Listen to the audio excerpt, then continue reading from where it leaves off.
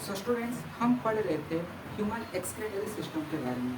So students human excretory system में हमको पढ़ने के बाद पता चला कि वन पेयर यानी कि दो किडनीज प्रेजेंट होते हैं। तो स्टूडेंट्स किडनी के इनसाइड क्या प्रेजेंट होता है? What is inside kidney? Inside the kidney क्या होता है? तो स्टूडेंट्स इनसाइड द किडनी एक बहुत ही इंपॉर्टेंट स्ट्रक्चर होता है जिसको कि हम structural and functional unit of kidney कहते हैं। ओके, सो स्टूडेंट्स यहाँ पे आपको एक डायग्राम दिख रहा होगा जो कि ह्यूमन किडनी का, ये ह्यूमन किडनी है। ह्यूमन किडनी के वेरियस पार्ट्स है, उनमें से जो सबसे इम्पोर्टेंट पार्ट जिसको कि structural and functional unit of kidney कहा जाता है वो है नेफ्रॉन। जो नेफ्रॉन होता है, सो स्टूडेंट्स जो नेफ्रॉन होता है उसको हम structural and functional unit of kidney कहते हैं। यहाँ पे नेफ्रॉन आप देख सकते हैं, ये नेफ्रॉन का स्ट्रक्चर है। सो स्टूडेंट्स नेफ्रॉन जो है इसको हम structural and functional unit of kidney क्यों कहते हैं? क्योंकि जो किडनीज है, जो किडनी है, किडनी का जो इकाई है वो है नेफ्रॉन। बहुत सारे नेफ्रॉन से मिल करके एक किडनी बना होता है। और जो किडनी है, जो किडनी में जो नेफ्रॉन होता है वो मेनली फिल्टर्स करता है ब्लड को, फिल्टर्स करता है ब्लड को, रीअब्जॉर्ब करता है यूजफुल सब्सटेंसेस, यानी कि जो भी जरूरी सब्सटेंसेस होते हैं उनको रीअब्जॉर्ब करता है। उसके साथ साथ यूरिन बनाता है, यूरिन बनाता है और नेफ्रॉन, इसीलिए नेफ्रॉन को structural and functional unit of kidney कहा जाता है। तो students how urine is formed? So students जो यूरिन है वो यूरिन बनता कैसे है? वो यूरिन बनता कैसे है?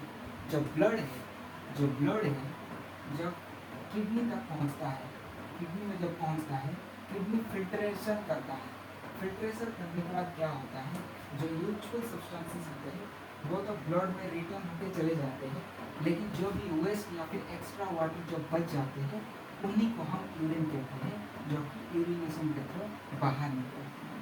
तो ये रहा the process how urine is formed. Okay, urine बनता है, ब्लड जब किडनी के थ्रू फिल्ट्रेशन करता है, किडनी के थ्रू फिल्ट्रेशन होता है और यूजफुल सब्सटेंसेस तो ब्लड में रिटर्न हो जाता है, लेकिन जो वेस्ट और एक्स्ट्रा वाटर बन जाते हैं वो यूरिन बन जाते हैं। ओके, अदर एक्सक्रीटरी ऑर्गन्स जैसे कि लंग्स, स्किन और लिवर अन्य एक्सक्रीटरी ऑर्गन्स की जैसा काम करते हैं। फॉर एग्जांपल जैसे कि जो लंग्स होता है वो कार्बन डाइऑक्साइड और वाटर वेपर को रिमूव करता है फ्रॉम द बॉडी। जो लंग्स होता है वो कार्बन डाइऑक्साइड और वाटर वेपर को बॉडी से रिमूव करता है।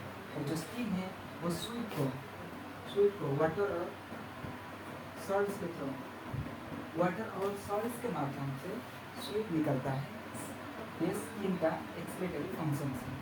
और जो लीवर है वो रिमूव करता है harmful substances and helps convert ammonia into urea, यानी कि यूरिया बनाने में, एमोनिया से यूरिया बनाने में अगर कोई हेल्प करता है तो वो है लीवर। लीवर रिमूव करता है जितने भी हार्मफुल सब्सटेंसेस है उनको रिमूव करता है लीवर, और एमोनिया को कन्वर्ट करता है यूरिया के फॉर्म में।